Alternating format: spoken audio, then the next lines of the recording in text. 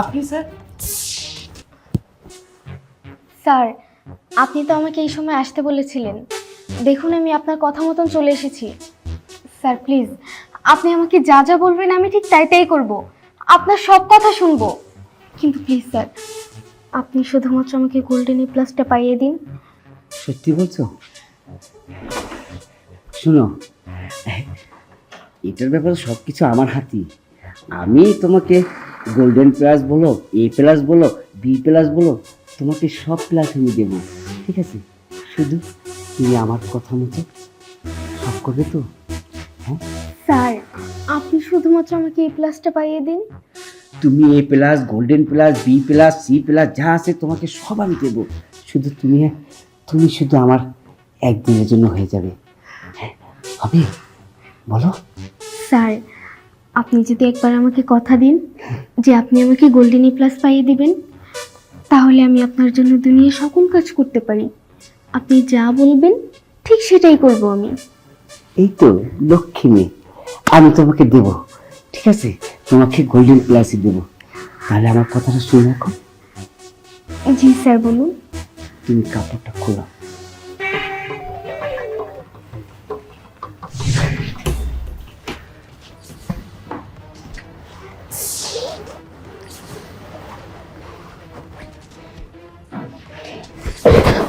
খোলো। কেউ নেই। স্যার, বলছিলাম যে মানে এখন তো আমি স্কুল ড্রেসে আছি, আর আপনি তো আমার স্যার। আমার মনে হয় যে আমার ইউনিফর্ম পরা অবস্থায় কাজটা করা একদমই ঠিক হবে না। স্যার, আমি আপনাকে কথা দিচ্ছি, আমি কালকে ঠিক এই সময় আপনার বাসায় হাজির হয়ে যাব। শোনো, এখন তো কেউ নেই, কাপড়টা খুলে রাখলে কে দেখবে? আসো না। না মানে স্যার, বলতে চাচ্ছিলাম যে আমি আপনাকে স্যারের মতন তো রেসপেক্ট করি, তাই না? আমি কালকে এর চেয়ে সুন্দর একটা ড্রেস পরে আসব। আমি আমার কথা রাখবো স্যার, আপনি আমার উপর ভরসা রাখতে পারেন। কিন্তু তুমি তো এমনি অনেক সুন্দর, ড্রেসের দরকার কি? তোমাকে পেলেই তো হয়।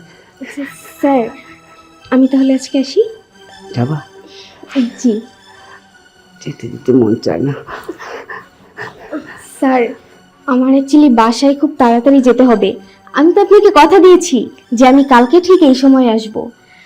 আপনার যত আবদার আছে সব আমি কালকে পূরণ করে দিব। ঠিক আছে। Okay sir.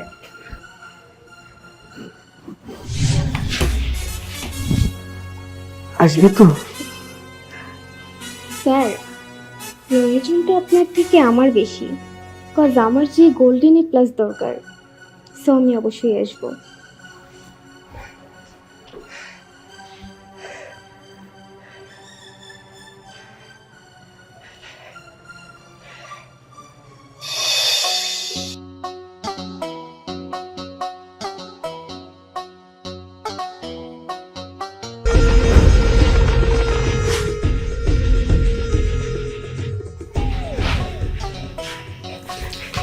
তুমি আসছো?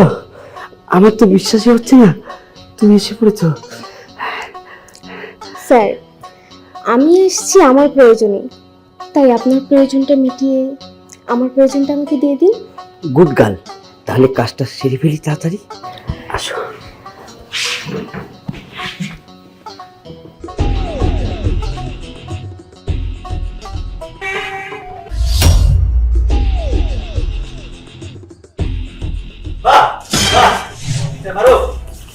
স্যার, আপনি স্যার? কেন অবাক হয়ে গেলেন বুঝি? আপনার বাড়িতে আমাদের ছাত্রী এসেছে, আর আপনি সে শিশুকে একাই সবকিছু নিয়ে নিয়েছেন। সেটা কেমন দেখায় বলুন? ও যেমন আপনার ছাত্রী, ও তো আমারও ছাত্রী, তাই না? আমরা দুজনে তো পারি সবকিছু ভাগাভাগি করে নিতে। মানে স্যার, শেষ পর্যন্ত আপনিও? মানুষের তো এই, আমি বুঝে গিয়েছি, এদিকে আসো। আমি যেরকম আপনিও সেই রকম, আমি বুঝতে পেরেছি স্যার। তবে স্যার একটা কথা, যেহেতু ও আমার কাছে প্রথম আসছে, প্রথম কিন্তু আমি যাব। ও আচ্ছা আচ্ছা, হ্যাঁ আপনিই তো প্রথম। আমি চাচ্ছি আপনাকে দিয়ে শুরু করতে, কি বলেন? তাহলে শুরু করি স্যার। হ্যাঁ, শুনুন, আমি আপনাকে দিয়ে শুরু করব। তার কারণ হচ্ছে এটার মূল পয়েন্ট তো আপনি, তাই না? হ্যাঁ হ্যাঁ স্যার। স্যার আমি বাধ্য হয়েছি তোর মতো একটা অসভ্যর গায়ে হাত তুলতে। এই, তুই না শিক্ষক? হ্যাঁ, তুই না শিক্ষক? শিক্ষক কাকে বলি জানিস? জানিস তুই? একজন বাবা মা তার সন্তানকে কলেজে পাঠায়, ভার্সিটিতে পাঠায়, বিশ্বাস করে যেন তার সন্তানটা সুশিক্ষায় শিক্ষিত হয়। আর তুই তুই নিজে তো একটা নর্দমার কীট। আমি আমি অবাক হয়ে যাচ্ছি। আর কদিন? আরে তুই তো আর কদিন পর রিটায়ারে যাবি। ওর চেয়ে বড় বয়সে তোর মেয়ে আছে, তোর ছেলের বউ আছে, তোর সংসার আছে। নিজের বিবেকে কি একটু বাধা দিল না এই কাজটা করার জন্য? আর কি তুই গোল্ডেন এ প্লাস পাইয়ে দিবি? আরে তুই গোল্ডেন এ প্লাস পাইয়ে দেওয়ার কে? তুই তো শিক্ষক। একজন শিক্ষকের মর্যাদা কতটুকু জানিস তুই? হ্যাঁ, পড়াশোনা করেছিস না তুই? পড়াশোনা করে তো শিক্ষক হয়েছিস। শিক্ষকের মর্যাদা সম্পর্কে ছাত্রছাত্রীরা কি লেখে? অনেক ভালো ভালো কথা লেখে। আর তুই কি না শিক্ষক হয়ে তো জঘন্য নোংরা একটা কাজ করতে পারলি। আর তুই তো কুকুরের চেয়ে জঘন্য, কুকুরের চেয়ে খারাপ তুই। তোর কি করা উচিত আমি জানি না। ও না, ও ছাড়াও আরো অনেক ছাত্রীরা তোর সম্বন্ধে আমার কাছে কমপ্লেন করেছে। শুধু হাতে নাতে ধরতে পারিনি বলে তোকে আমি কিচ্ছু বলতে পারিনি। তোকে আমি আইনের হাতে তুলে দেবো। আর শোন, এই বয়সে তুই শিক্ষক না, তুই শিক্ষক নামে একজন দর্শক। তুই শিক্ষার নামে শিক্ষাকে কলুষিত করিস, ছাত্রীদেরকে ধর্ষণ করিস। তুই তোর শাস্তি হবে না, তোকে আমি পুলিশে দেবো, তোকে আমি আইনের হাতে তুলে দেবো। কই শিখা, শিউলি, তোমরা এদিকে আসো।